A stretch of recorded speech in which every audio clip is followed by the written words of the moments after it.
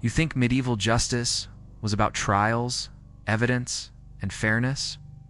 It wasn't. It was about fear. And fear needed an audience. Imagine a wooden stage in the center of a bustling town square. The crowd pushes forward, eager to claim a spot. Mothers lift their children so they won't miss the spectacle. Air smells of sweat, smoke, and anticipation. At the center, a man kneels. His clothes are torn, his face bruised.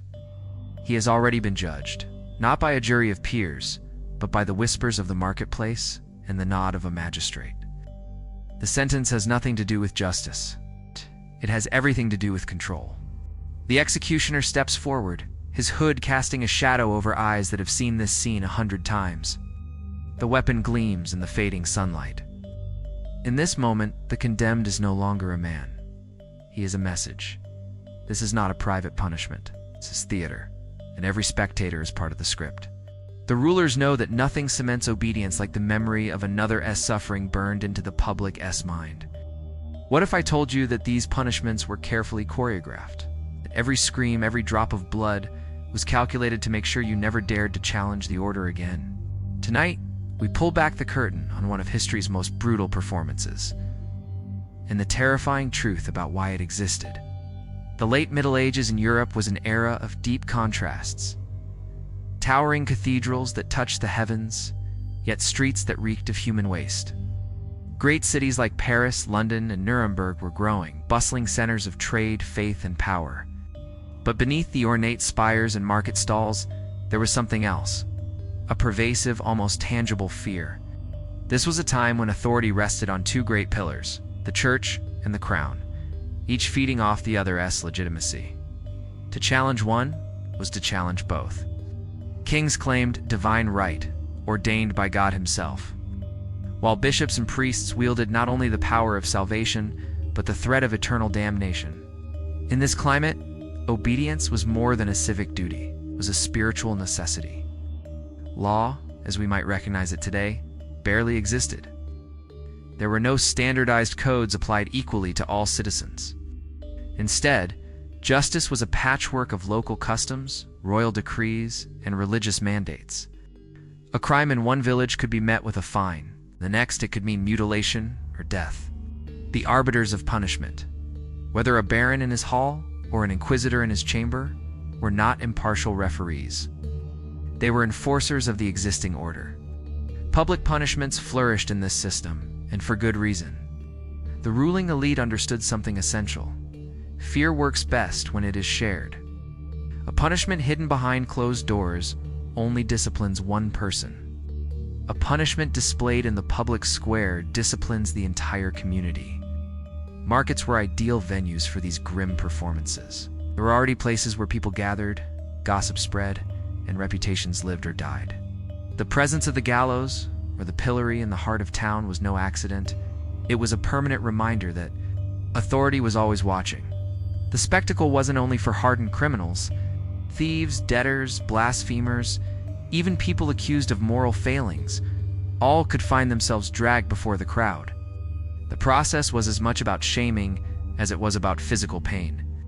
The body became a canvas on which the state painted its warnings. The psychology of this arrangement was deliberate. A public execution was a ritual. The condemned marched through the streets, jeered by onlookers, often forced to confess or proclaim their guilt. Priests might walk beside them, urging repentance for the soul, even as the body was doomed. Every step was meant to strip away dignity and replace it with terror, not just in the victim, but in every witness. And witnesses were plentiful. People came from miles around to watch. Parents brought children, not to protect them from harsh realities, but to teach them what defiance brought. Vendors sold food and drink. Musicians played. These events were equal parts civic duty, religious ceremony, and entertainment, the medieval version of a reality show with deadly stakes. We must also consider the absence of what we would call privacy. In medieval towns, life was lived in the open.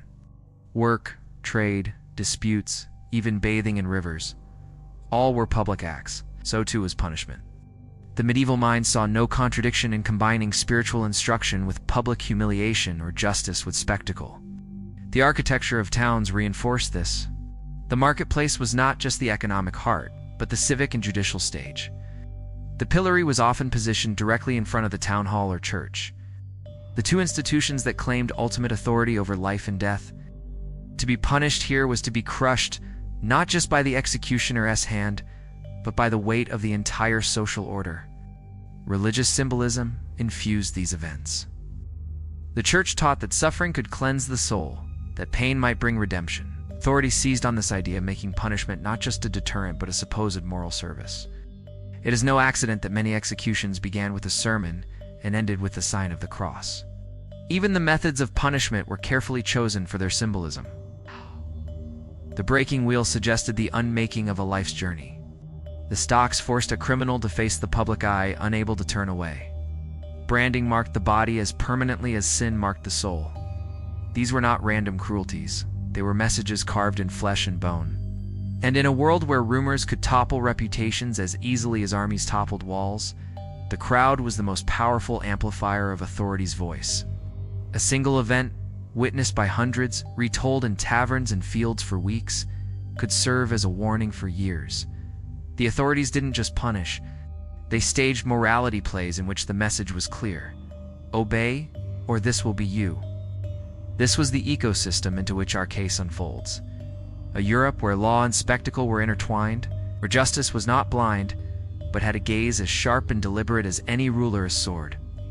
To understand the punishment we are about to witness, you must first understand this stage: the cobblestones, the crowd, the ever-present eyes of church and crown. Only then can we step forward into the moment where one life became the example for all.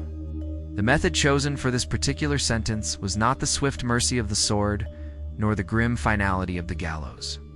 Instead, it was one of the most calculated, humiliating, psychologically devastating punishments of the medieval era.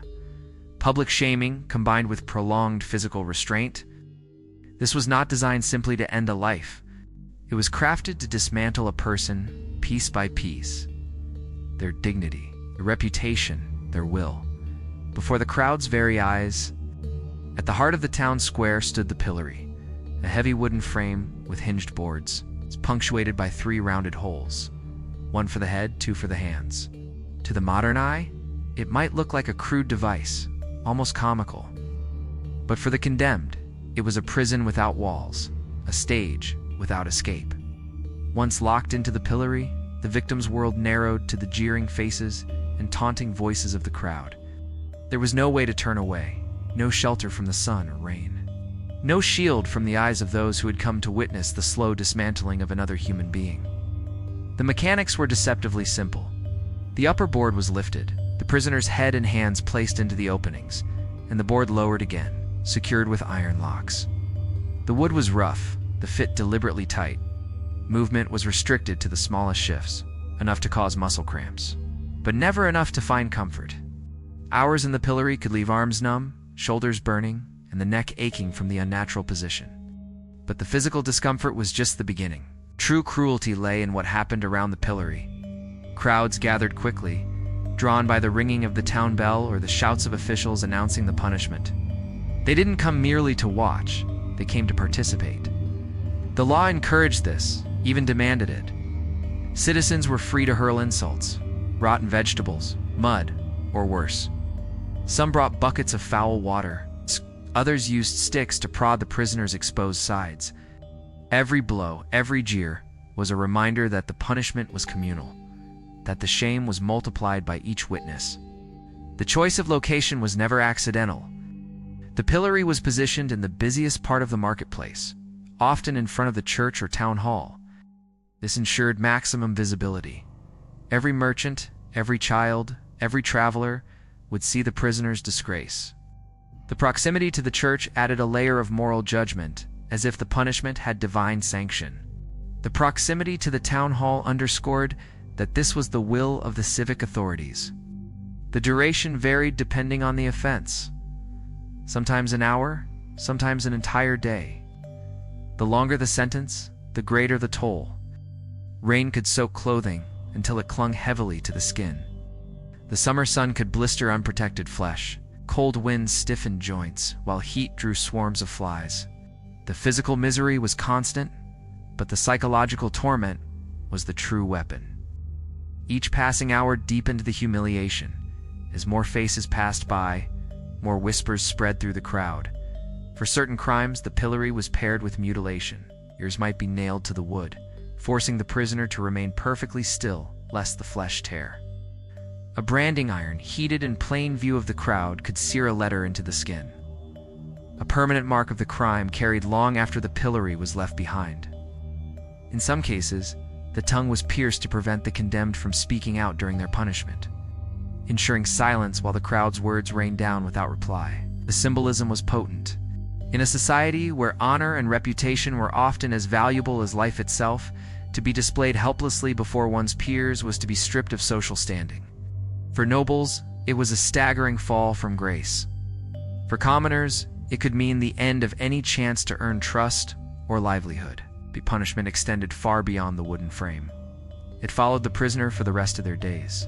Importantly, the pillory served more than the individual sentence. It was an instrument of deterrence. Every bystander was meant to imagine themselves in that position, to feel the imagined weight of the wood around their neck, to hear the echo of mocking laughter directed at them.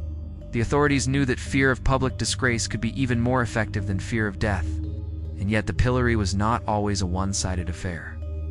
History records instances where the crowd turned against the authorities, pelting not the prisoner but the guards, shouting down the sentence, or even breaking the locks to free the condemned. In these rare moments, the pillory became a symbol not of state power, but of its fragility, a reminder that public spectacle could backfire if the audience was not fully on the ruler's side. In the case we will soon examine, the use of the pillory was meticulously staged. The prisoner's arrival was preceded by a procession through the town, flanked by guards, drums beating to draw attention. The market was already crowded, merchants shouting their wares, children chasing each other through the lanes. When the sentence began, all commerce paused. Eyes turned toward the raised platform where the device waited, its weathered wood gleaming with the polish of countless previous punishments. As the upper board came down with a heavy thud, sealing the prisoner into place, the first jeers rose from the edges of the crowd. Soon, the air was filled with shouts, laughter, and the dull thump of projectiles striking home. The prisoner's face reddened, whether from shame, exertion, or the impact of thrown objects, it was impossible to say. What was clear was that the punishment was working exactly as intended. The body trapped, spirit laid bare. The lesson burned into the memory of everyone present. This was medieval justice at its most theatrical, a blend of performance, punishment, and propaganda. It was a reminder that in this era, power was not content to rule quietly. It needed to be seen, heard, and felt. In the pillory, all three were achieved at once. Her name was Froude, though in the records of the city court she was stripped even of that, reduced to the prisoner or the offender, as though the loss of her name could hasten the loss of her dignity. She was not a dangerous criminal, nor a murderer, nor a traitor to the crown. Her crime, at least on parchment, was simple: uttering falsehoods that bring disorder to the peace of the market. In other words, gossip. But in the tightly wound social order of her medieval town, gossip could be political dynamite. Anne was a widow of 32, childless, scraping together a living, selling dyed cloth from a small stall in the marketplace. Her customers were mostly women like herself: merchants' wives, washerwomen, and bakers' daughters. And in between measuring out fabric and haggling over prices, they exchanged stories: who had failed to pay their debts, who had been seen leaving the alehouse too late at night, whose marriage was coming apart behind closed doors. One of those stories, one Anne repeated, involved a local alderman, Sir Geoffrey Rutland, a man of great girth, greater pride, and according to Anne's whispered words, a private life that contradicted the sermons he delivered from the pulpit about virtue and chastity. Perhaps she thought it harmless, a little truth wrapped in jest. But Sir Geoffrey did not. He brought the matter before the town magistrates, and in the process turned a personal slight into a public trial. The court moved swiftly. Witnesses were called, some to testify against her, others to half-heartedly defend her, though none dared directly oppose the alderman. The verdict was inevitable. I was sentenced not to a fine she could never pay, nor to the stocks hidden away in the back lanes, but to the pillory in the heart of the marketplace, on market day for 3 full hours. The morning of her punishment was bright and sharp, with the chill of early spring. Our market was already bustling when the bell began to toll. 2 constables appeared at the end of the lane, and between them, her wrists bound loosely in front of her. She wore her best dress, perhaps thinking it might lend her some dignity, perhaps because it was the only one she owned that wasn't patched. Her dark hair was uncovered, whipped by the wind, her face pale but set. The pillory stood on a raised wooden platform. Its boards were worn smooth by years of use, the grain darkened by countless seasons of rain and sun. The crowd began to swell as the constables led her up the steps. From the far side of the market, even those who had no business with her could see the scene unfold. The alderman himself was there, standing in the front row, his arms folded over his wide belly, his expression carved from stone. The upper board was lifted. Anne bent forward, her head and hands placed into the openings. The wood lowered again with a dull, final thud. The locks clicked shut. For a moment, there was silence, a taut, expectant quiet. Then the first voice called out, mocking her voice, mimicking her words about Sir Geoffrey. Laughter followed. A cabbage leaf sailed through the air and struck her shoulder. As the minutes stretched into hours, the crowd became bolder. Rotten fruit, clods of mud, and even small stones rained down.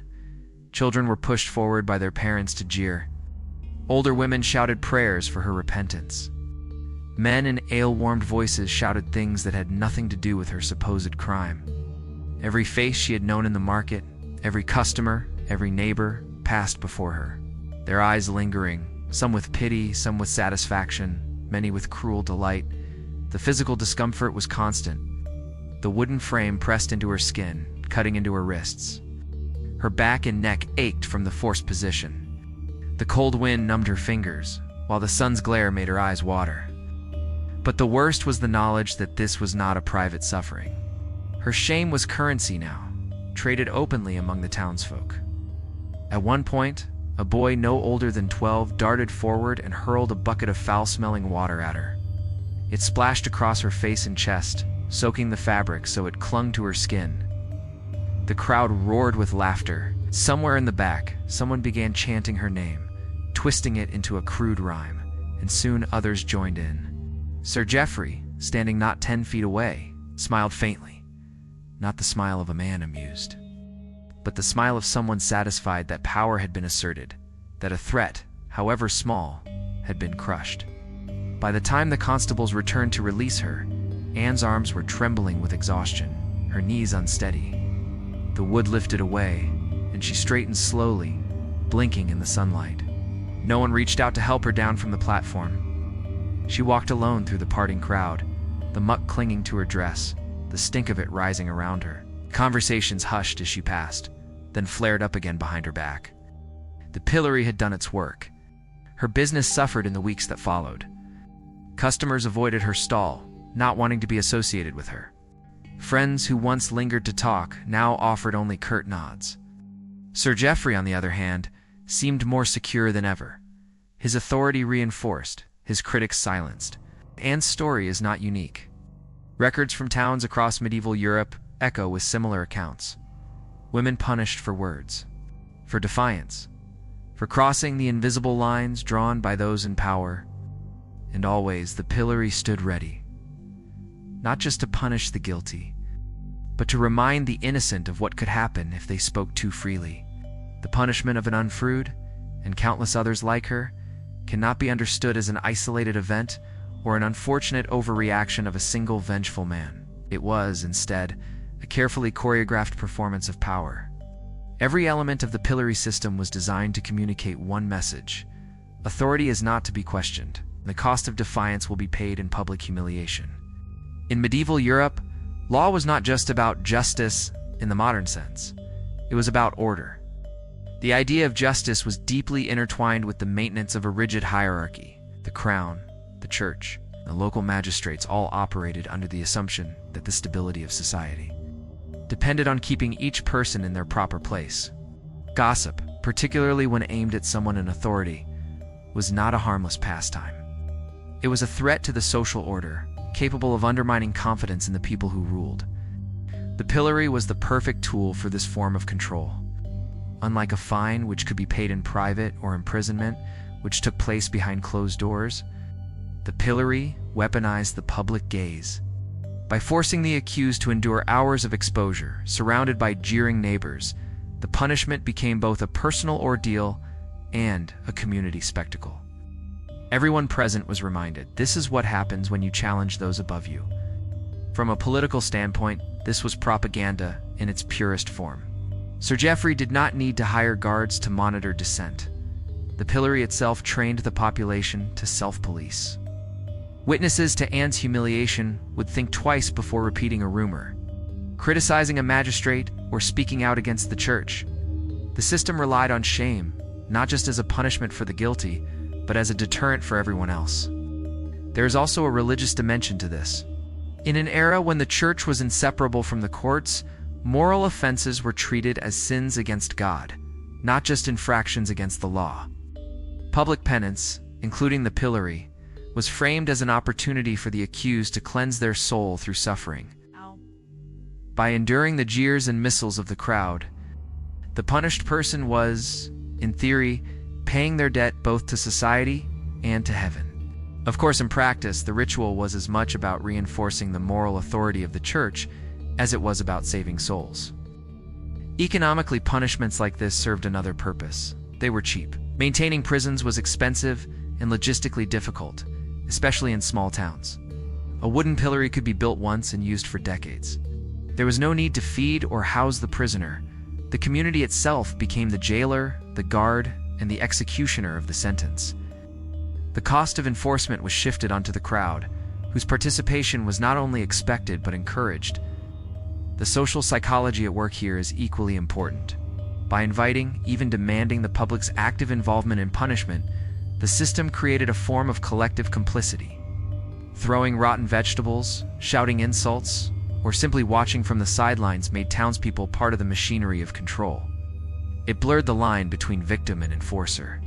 Those who joined in the mockery could tell themselves they were upholding justice, when in reality, they were reinforcing a power structure that could one day turn against them. There is a chilling parallel here to modern mechanisms of social control. Today, the pillory may be gone from our marketplaces. Public shaming persists, amplified and accelerated by digital technology.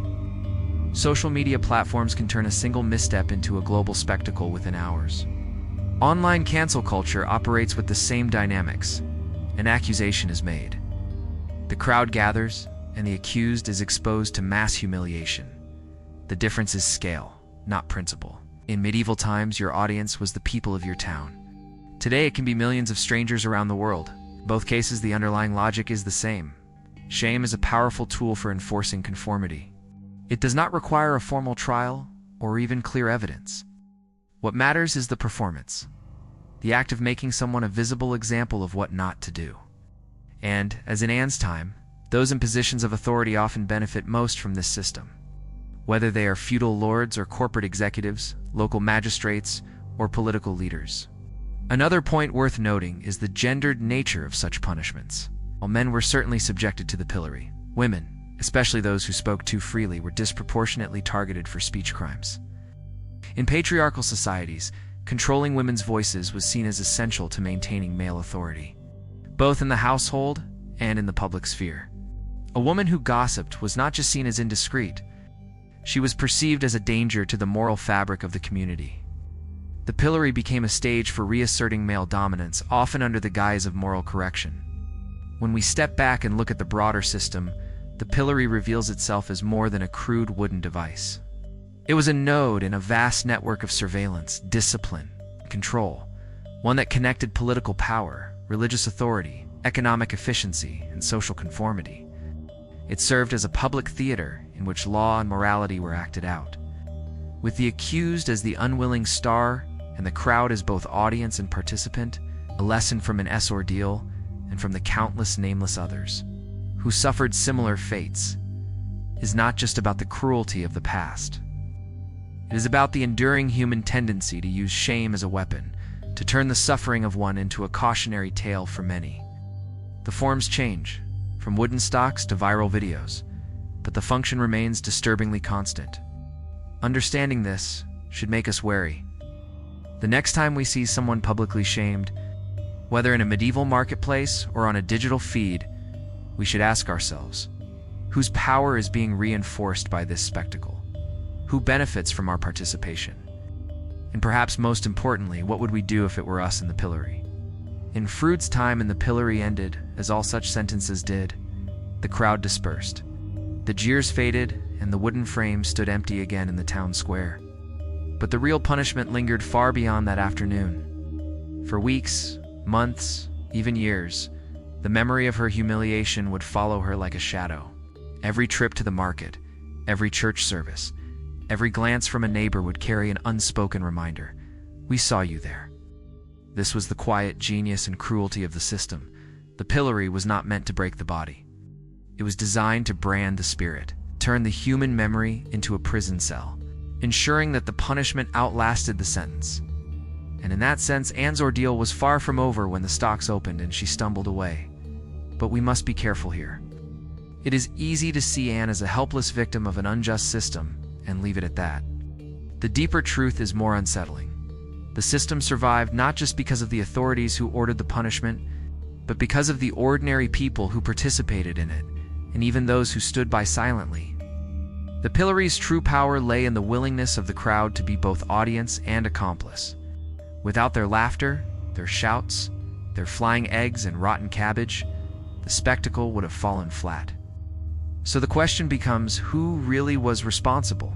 Sir Geoffrey, for abusing his influence; the magistrates, for passing sentence; the townsfolk, for throwing the first jeer; or everyone who watched and said nothing? It is here that the story of an FOD reaches beyond its century. Because public shaming has never really disappeared, it has only changed form. Today, it no longer requires a wooden frame in the town square. It's going to happen anywhere, to anyone, at any time, and it can spread across the world in seconds.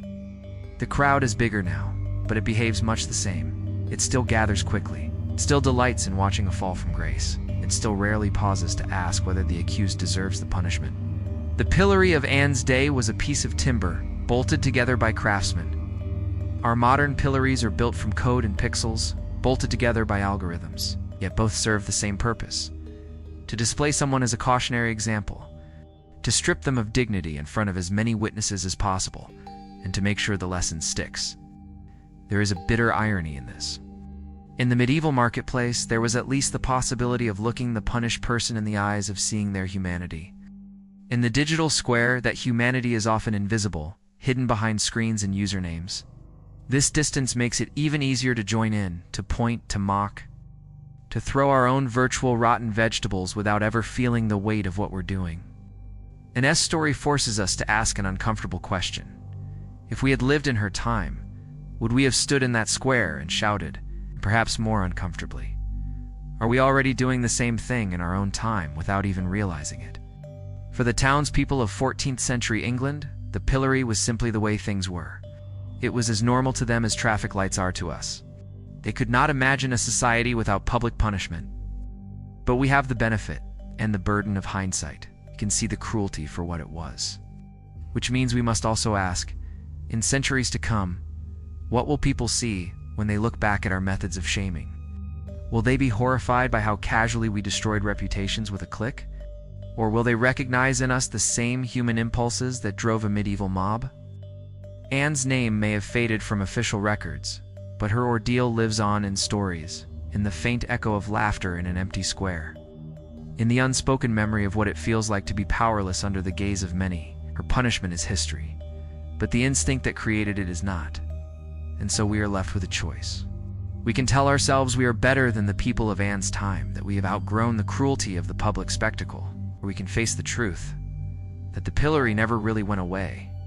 It simply changed its shape. The next time you see someone mocked in public, whether on the cobblestones of a medieval street or on the glowing screen in your hand, ask yourself, are you a witness, an accomplice, or the one who dares to look away? Because next time, the stocks might be waiting for someone else, someone you know, someone you love, or maybe you. And speaking of next time, our journey into the darkest corners of historical justice is far from over. In our next episode, We will meet a ruler who turned boiling oil into a political tool and discover why his people celebrated him for it.